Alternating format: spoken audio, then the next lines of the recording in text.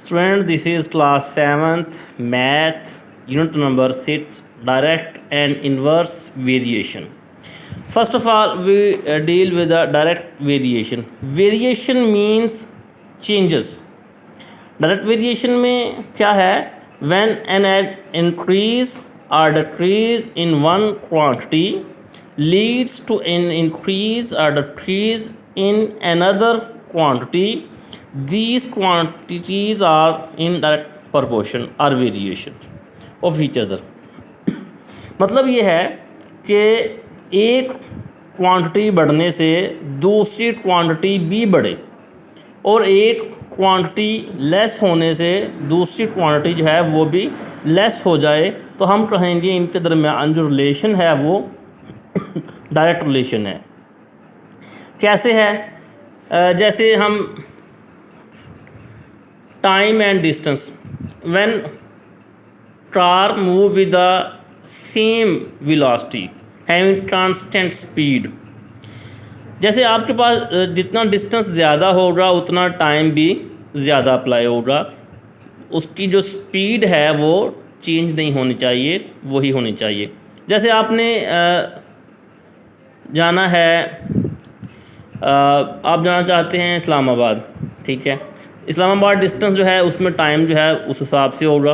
अब आप इस्लामाबाद से अगर पेशावर जाना चाहते हैं तो डिस्टेंस के बढ़ने से आपका टाइम भी बढ़ जाएगा.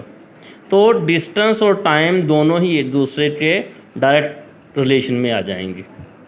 जैसे पीपल एंड पिज़्ज़ा, जितने लोग पीपल ज़्यादा होंगे उतने फिर पिज़्ज़ा भी ज़्यादा आपको चाहिए.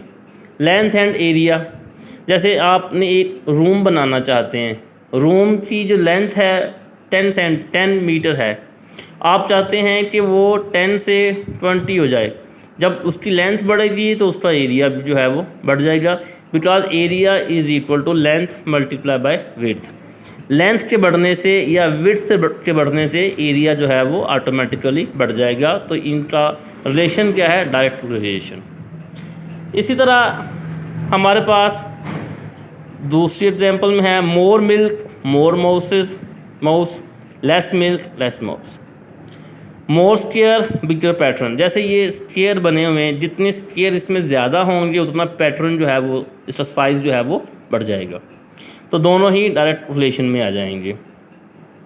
और भी बहुत सारी इसमें एग्जांपल हो सकती हैं जिसमें एक चीज़ के बढ़ने से दूसरी चीज़ भी जो है वो बढ़ती है. जैसे होमवर्क है, आपको होमवर्क दिया जाता है, जितना होमवर्क आपको ज़्यादा दिया जाएगा उतना टाइम भी ज़्यादा चाहिए लिखने के लिए. आपको होमवर्क दिया हुआ है 2 बुक्स का, तो आप टाइम उतना है, अगर ज़्यादा दे देंगे तो उसका टाइम भी बढ़ जाएगा. इसी तरह एक दीवार जो है, एक मज़दूर जो है वो दीवार बनाता है 10 मीटर लेंथ. अब उसको कहा जाए कि आपने 15 मीटर लेंथ दीवार बनानी है, तो आपको फिर उसमें टाइम भी ज़्यादा रिक्वायर्ड है. इसी तरह ये नंबर ऑफ़ बल्ब्स हैं, अगर 5 बल्ब लेने हैं तो रुपीज़ कॉस्ट जो है 500 है.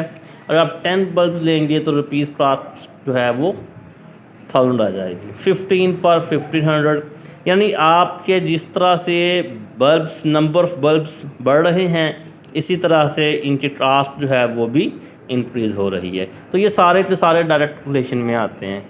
तो आज का हमारा जो टॉपिक था वो डायरेक्ट रिलेशन को समझना था. इसकी बहुत सारी और भी हमारे पास एग्जांपल्स हो सकती हैं.